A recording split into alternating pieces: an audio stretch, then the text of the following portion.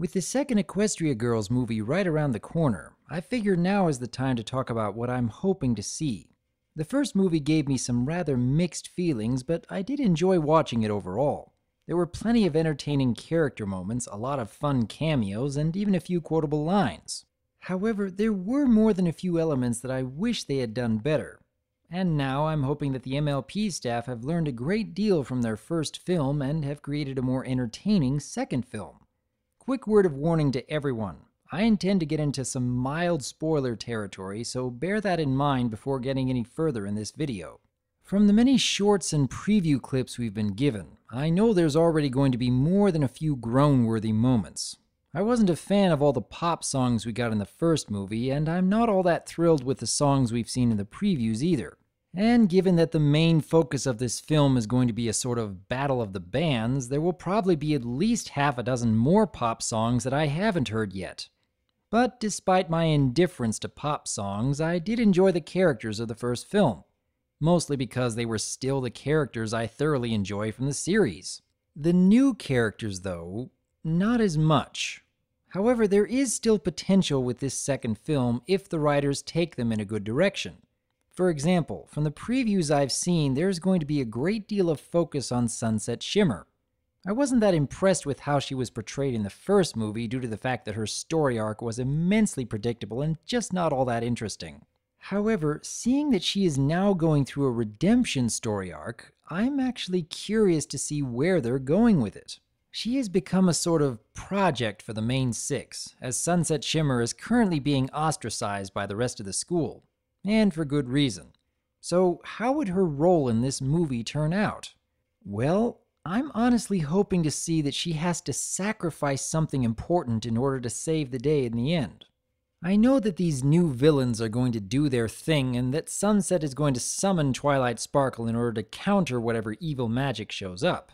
But in order for Sunset's story arc to work in this film, she will have to play a big part in helping to protect those in need.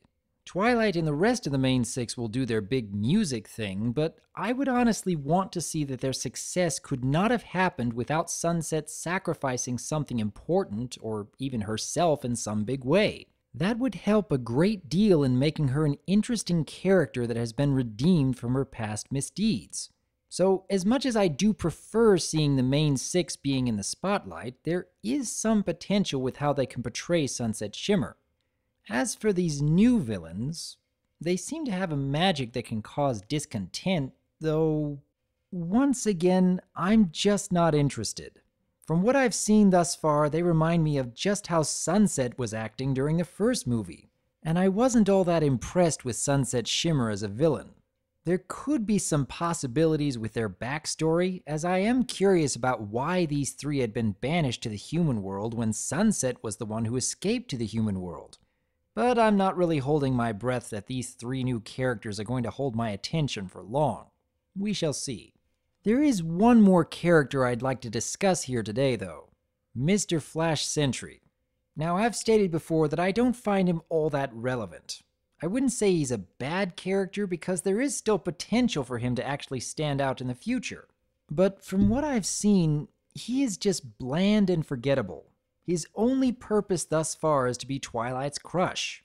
And that's it. Even from the preview clips, I don't see that changing. I really hope that I'm wrong. That Flash is going to have more relevance in the sequel than just being a love interest.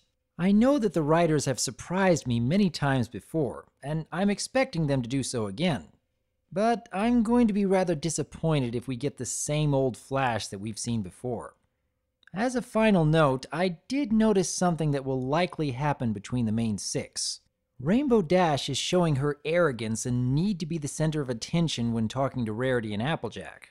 Now, maybe this could have been a moment of comedy that won't pop up again, but then I noticed this moment a bit later on. What do you say we do awesome as I want to be? Rainbow Dash? I was wondering if we could maybe play the song I wrote. We'll get to it. Oh, okay. This tells me there's going to be some kind of conflict between the main six that is likely going to feed the evil magic of these new villains at some point in the movie, which is going to require Twilight Sparkle to come in and bring everyone together again. A little bit cliche, I know, but that's what I predict is going to happen. Overall, I do have some hesitations in regards to this sequel, but there's still more than enough interest to see what the MLP staff have in mind. And as I've stated before, I sincerely hope that they've learned from their shortcomings in the first film, and this second film will show at least a bit of improvement. We shall have to wait and see. In the meantime, though, I would like to hear your thoughts. Are you looking forward to seeing Rainbow Rocks? What do you hope will happen with Sunset Shimmer and her redemption arc? These new villains and their role in the story? Do you think Flash Sentry's purpose will extend beyond being just a love interest? What about this possibility of having the main six fighting with each other again and Twilight coming in to fulfill her role as the Princess of Friendship? I would like to hear your thoughts about Rainbow Rocks, and let us hope to be pleasantly surprised when this movie comes out. I am Dr. Wolf, and I look forward to hearing from you.